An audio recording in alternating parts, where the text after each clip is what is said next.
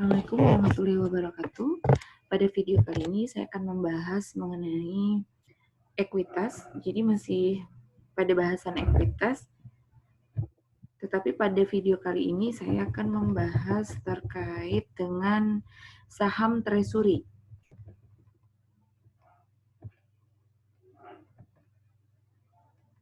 Ya, jadi saham treasury merupakan saham yang dibeli perusahaan setelah perusahaan menerbitkan sahamnya di bursa. Ketika sudah beredar, kemudian yang ada di bursa atau yang ada di pasar, kemudian dibeli kembali, ditarik kembali oleh emiten atau oleh perusahaan. Begitulah konsep dari saham treasury. Pastinya ada beberapa alasan yang mendorong emiten untuk membeli atau menarik kembali saham yang sudah ada di peredaran atau ada di bursa. Yang pertama, ketika perusahaan membeli kembali, menarik kembali saham yang beredar, sudah pasti lembar saham yang beredar itu akan berkurang. Sehingga laba per lembar saham LPS atau kita sebut earning per share atau EPS akan meningkat. Kenapa? Karena pembagi labanya, yaitu saham yang beredarnya itu menjadi sedikit, menjadi lebih sedikit. Sehingga EPS-nya akan menjadi besar. Atau reakuisisi dari saham, reakuisisi saham ini bisa jadi menjadi sinyal, merupakan sinyal untuk perusahaan atau emiten, di mana emiten itu melihat harga saham di pasar itu cenderung menurun. Sehingga dengan pembelian kembali atau dengan menarik kembali sahamnya yang sudah beredar, itu ada harapan untuk menaikkan atau meningkatkan kembali harga sahamnya yang ada di bursa atau di pasaran. Itu yang kedua. Kemudian alasan yang ketiga adalah bisa jadi perusahaan adalah atau sedang dalam posisi menjalankan program Employee Stock Option Program, misalkan ESOP, di mana program ESOP inilah perusahaan memberikan kompensasi atau memberikan bonus ke karyawannya itu dengan cara memberikan saham. Gitu, sehingga perusahaan membeli dulu saham yang sudah beredar, kemudian atas pembelian tersebut akan dibagikan ke karyawannya. Jadi sekarang karyawannya itu berlaku sebagai investor perusahaan. Kemudian selain itu, bisa jadi perusahaan membagikan dividennya dalam bentuk saham. Karena pembagian dividen sendiri bisa dalam tunai, bisa dengan saham. Nah, kemudian ada pula alasan lain gitu ya, kalau perusahaan mau membeli aset tidak lancar dengan cara menerbitkan saham. Itu juga alasan perusahaan untuk menarik kembali sahamnya yang sudah diterbitkan.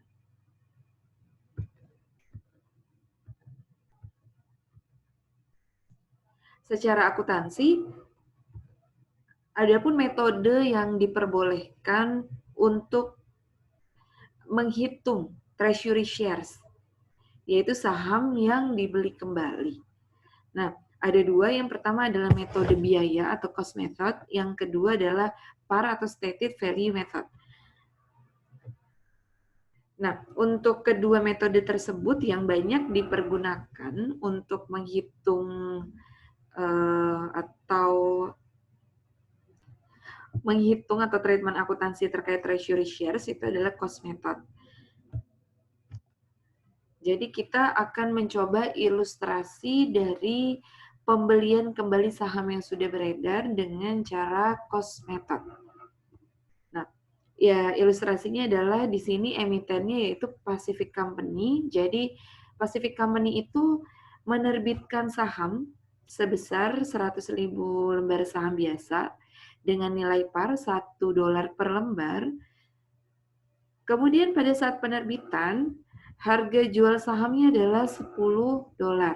Kita lihat ada perbedaan antara harga pasar dengan harga par. Harga pasarnya adalah 10.000, kemudian harga parnya adalah harga harga pasarnya adalah 10 dan nilai parnya adalah 1. Sehingga kita menemukan adanya selisih, adanya kelebihan, adanya excess sebesar $9 per lembar. Sehingga excess itulah yang akan kita record sebagai share premium. Kita lihat di sini di bagian laporan posisi keuangan untuk section equity. Ekuitas Pacific Company ini terdiri dari share capital ordinary. Tentu saja diungkapkan berapa saham yang diterbitkan dan beredar, kemudian harga parnya berapa.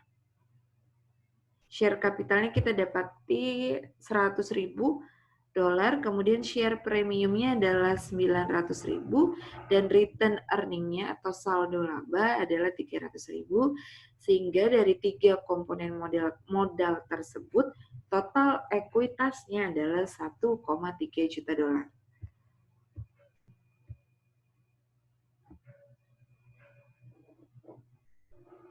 Kemudian pada Januari 20, tanggal 20, Pacific Company ini mengakuisisi 10.000 lembar saham yang beredar.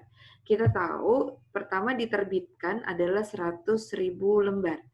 Jadi posisinya di sini di laporan posisi keuangan kita lihat bahwa 100.000 lembarnya itu adalah diterbitkan dan beredar. Apa dampaknya kalau perusahaan membeli kembali? Sehingga di sini diakuisisi 10.000 lembar dengan biaya akuisisinya adalah $11 per lembar. Sehingga pada saat akuisisi atau pembelian treasury shares, pencatatan yang dilakukan adalah di debitnya adalah treasury shares, angkanya dapat dari jumlah lembar yang diakuisisi dikalikan dengan harga beli atau cost. Kemudian kita dapati treasury shares-nya $110, cash-nya $110.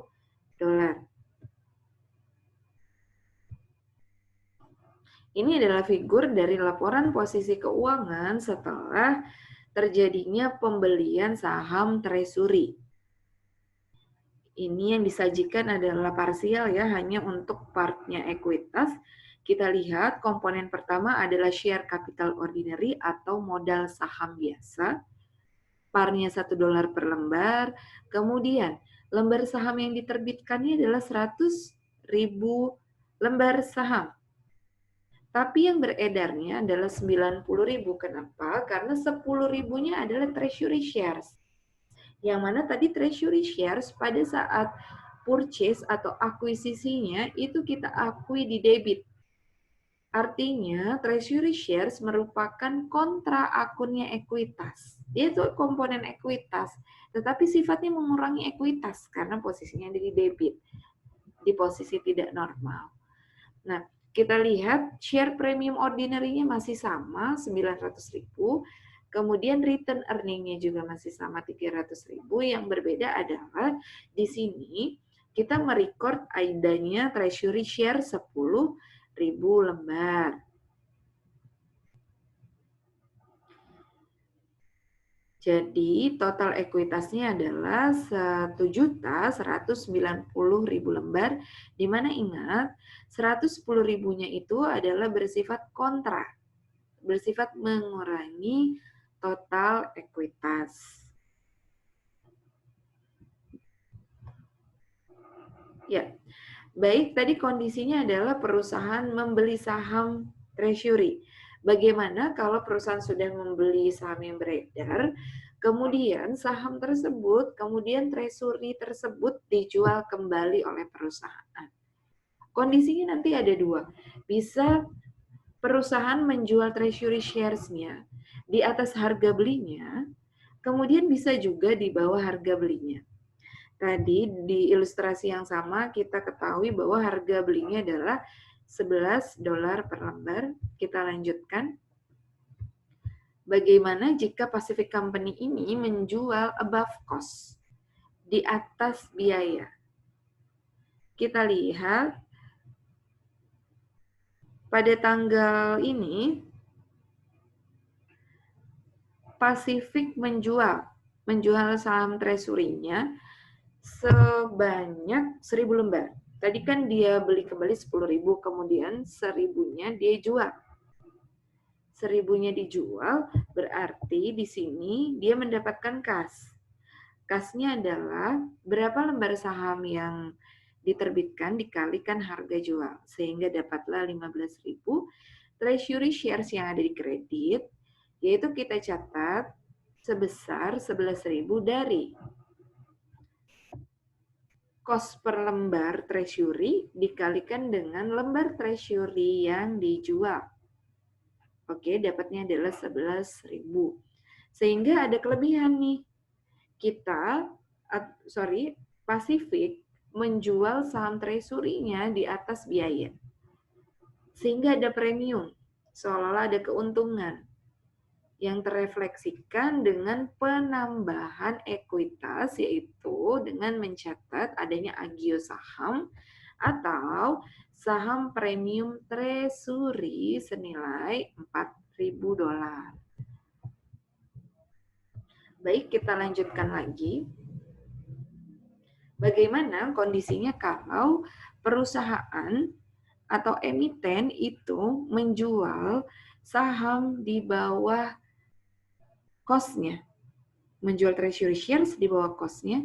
Sekarang kita lihat penjualan treasury yang kedua, yaitu 1.000 lembar lagi di tanggal 21 Maret. Harga jualnya masih sama, $8 per lembar, sehingga kas yang didapatkan adalah 8.000. Nah, di sini terdapat kerugian sebesar 3.000, gitu, di mana maksudnya seperti ini, perusahaan menerbitkan sahamnya atau menjual sahamnya di bawah cost sebesar 3.000. Pertanyaannya 3.000-nya akan kita record di mana? Gitu. Jadi opsinya sebenarnya ada dua. Kita bisa menggunakan share premium, bisa kita gunakan return earning. Di sini kondisinya adalah kita langsung mendebit share premium. Kenapa? Alasannya adalah pada transaksi sebelumnya, penjualan yang pertama itu menghasilkan share premium di kredit, sehingga kita punya balance dong di buku besar kita, share premiumnya ada di kredit 4.000. Pada saat posisinya perusahaan menjual sahamnya below cost, berarti di sini 3.000-nya kita bisa pakai saldo dari share premium. Jadi share premium yang di kredit bisa kita debitkan. Tadi saldonya ada 4.000, pada tanggal 21 Maret kita debitkan 3.000. Sehingga posisinya adalah balance untuk Maret share premium treasury-nya atau agio saham treasury-nya adalah 1.000 di posisi kredit. Ada ilustrasi lagi bagaimana kalau perusahaan menjual lagi 1.000 lembar sahamnya dengan harga jualnya $8 per lembar pada 10 April. Jadi kas yang didapat tentu saja tadi dari harga jual dikalikan dengan lembar yang dijual, dapatnya 8.000. Treasury shares yang dikredit itu ingat, kita dapatkan dari berapa lembar yang dijual dikalikan cost-nya 11.000. Sehingga kita punya 3.000 nih sebenarnya ya, kerugian, atau 3.000 nih harus ada di debit. Berarti kita masih ada saldo nih share premium treasury-nya, tapi saldonya hanya 1.000. Kemudian gimana cara menutupi 2.000-nya? Berarti 2.000-nya kita ambil dari komponen modal yang lainnya, yaitu return earning atau saldo laba. Dalam hal ini, penerbitan saham treasury, penjualan saham treasury below cost, artinya adalah perusahaan atau emiten itu harus mengakui pengurangan modalnya, pengurangan komponen modalnya. Bisa melalui akun share premium treasury, bisa melalui akun return earning. Tergantung kondisinya, apakah sebelumnya ada saldo share premium treasury. Kalau tidak ada ya langsung pakai return earning. Kalau misalkan ada nih saldonya tetapi tidak mencukupi, berarti di debitnya ada 2 akun modal, share premium treasury dan sisanya adalah return earning. Jadi nanti ketika perusahaan menjual saham treasury,